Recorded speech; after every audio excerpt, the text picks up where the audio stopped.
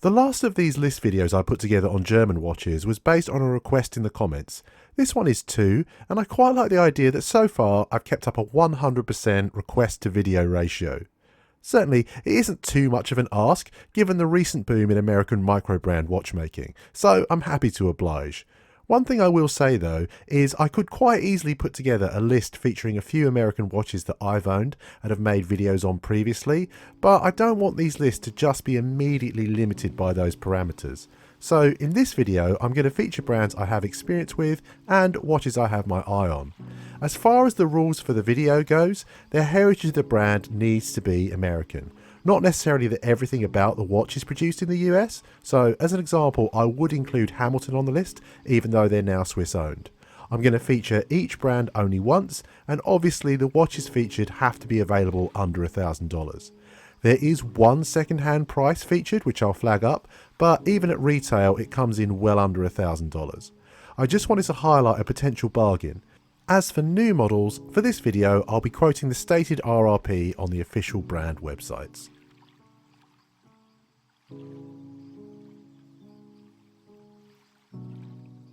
Where better to start than one of the most globally established watch brands from America, Timex. I've got a Timex Q Quartz in my collection, but it's in pretty poor shape after some rough wear and tear and won't feature on the channel till it's had some TLC. While I do love that watch, I think Timex have released better recently. I very nearly bought the 1971 Velocity reissue when it launched, but I was right in the middle of selling off my collection to fund my Black Bay, so it felt counterproductive to be buying something else. Nonetheless, I absolutely love the 36mm sizing and the styling of this model. I tend to find that watches at 36mm and under tend to just be more formal dress watches, so I think finding something like this which has a much sportier aesthetic is a really nice change of pace. Timex run a lot of promotions on their website, so you're unlikely to ever pay recommended retail price for this or indeed any of their other models. At the time of writing, the discount offered was 15%, not too shabby. I have to add that I was tempted to feature the new collab with the James brand, but that model is really pricey and already sold out, and when I think of Timex the first thing I think of is budget value, which the 1971 Velocity offers in spades.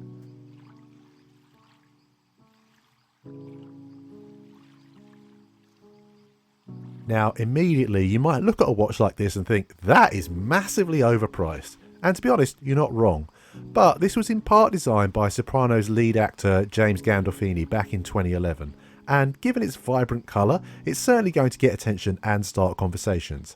Actually, if you're a staunch supporter of Cobalt as a brand, this watch is a really good deal, because every purchase comes with $250 worth of credit that can be used towards accessories or watch servicing. So in essence, it's a reward for loyal customers of the brand, whose main selling point is a combination of high-grade materials, rugged and durable yet minimalist designs, with a lot of models being inspired by different explorers or expeditions.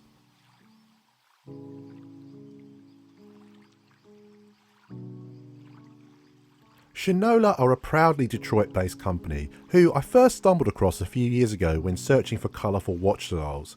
For me personally, I wouldn't be considering buying one new, as that would involve paying import taxes and shipping fees. Not only that, but the second-hand market for Shinola watches in the UK is significantly cheaper than the recommended retail price.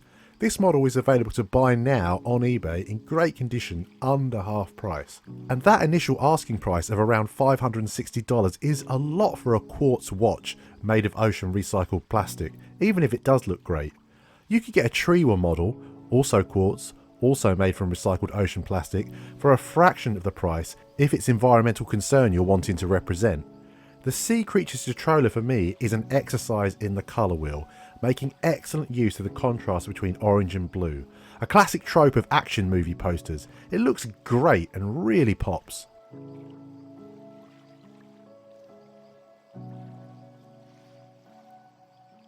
The Walden Sportline olive khaki model sports a dial constructed of pressed linear lines, which are reminiscent from the dial of the Patek Philippe Nautilus, reference 5711 1A14.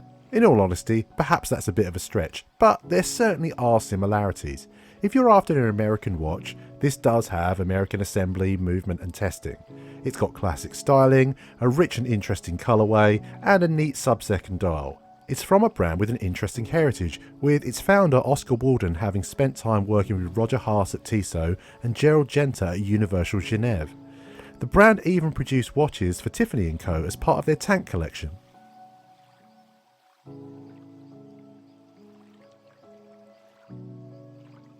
Perhaps the most iconic original design to come out of the US watch market in recent years. I'm sure some of you will have expected to see the Brumetric appear on the list, so here it is.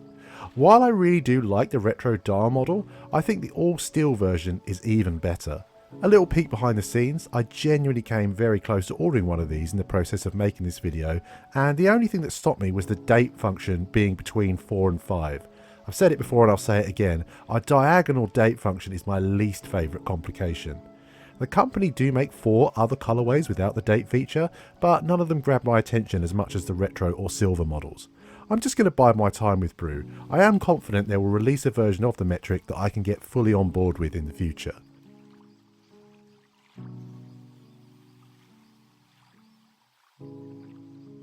I wanted to feature this Edgemere Reserve model from Martinero as it has a very unique look and feel compared to everything else that features on this list. In part that's down to its complications, which include date functionality, a power reserve and a 24-hour sub-dial, all thanks to its Miyota 9132 automatic movement. If you're looking for bang for your buck, you're really getting quite a lot here. Not only the triple stack of complications, but sapphire crystal, an exhibition caseback and an interesting range of colour options.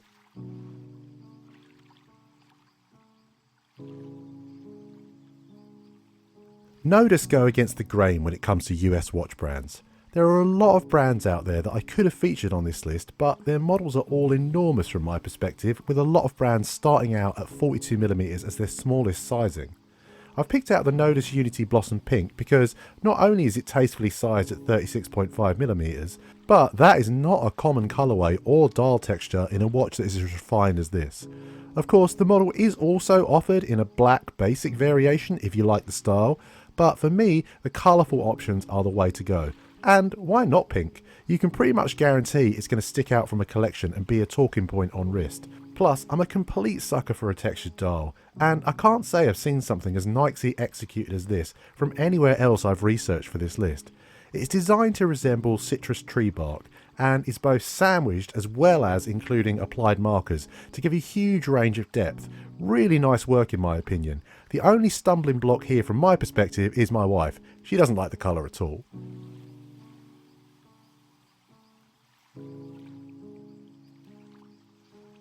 The US is famous worldwide for the pride it takes in its military, law enforcement and first responders. One brand that I think exemplifies that pride really well is Hager. They produce watches inspired by and sometimes designed for service personnel. With the U-2 Dragon Lady, the inspiration was the Lockheed U-2, a long-range aerial recon aircraft that began operation in the 1950s. Now, while I can appreciate the patriotism, it isn't my country, I just like the design language of the watch, especially the red second-hand tip, which is a not so subtle nod of the cap to the Lockheed, but really pops from the monochrome dial. I wanted to try and cater to a range of tastes within the video. I would say that this is far too thick for me personally at 16mm, but it is designed to be worn on top of a flight suit, so it is a case of bigger is better in terms of operating this over clothing with gloves on, and certainly should appeal to fans of chunkier watches.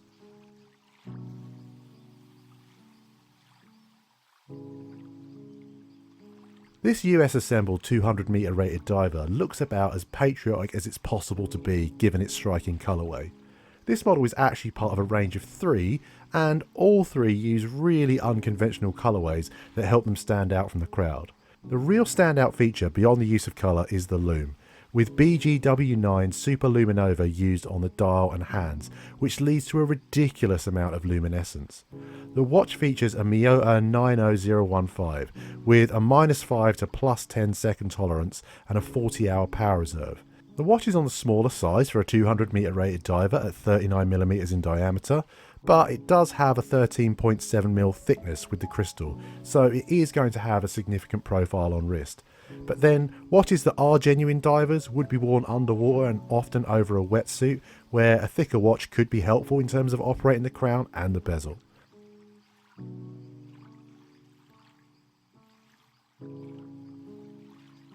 Hamilton are now part of the Swatch Group, as I'm sure you know, but their roots are quite clearly American.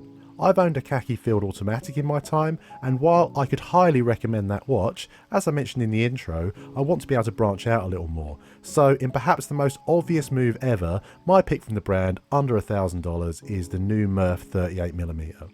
It's just a great piece of design, featured in an iconic film at a new, more palatable size that makes it accessible to people with smaller wrists. It's at the pricier end, but I think this is an absolute pinnacle of what the khaki field range has to offer. I'm not usually a fan of cathedral hands, but with this aesthetic they fit perfectly. I would find it hard to criticise such a classic look. The colourway is spot on, and the technical specs are really impressive too, with the highlight being the 80-hour power reserve from the H10 movement, which, while not fully in-house, is very impressive nonetheless. I just want to finish by saying the obvious. The US is a really big country, and coming from the UK, I am sure there are plenty of watch brands across the pond that I've simply never heard of that could easily have featured on this list. I'm always keen to get to know more brands, so if you have any suggestions for honourable mentions or watches you really think I should have featured, please let me know in the comments below. As I said at the beginning, I currently have a 100% request to video ratio going on with these lists, so if you do want to see something specific from me, let me know in the comments. Pretty strong chance I'll be able to put it together for you. As ever, thank you for your time. If you've enjoyed what you've seen, consider dropping the video a like. I'd also greatly appreciate your support if you want to subscribe to the channel.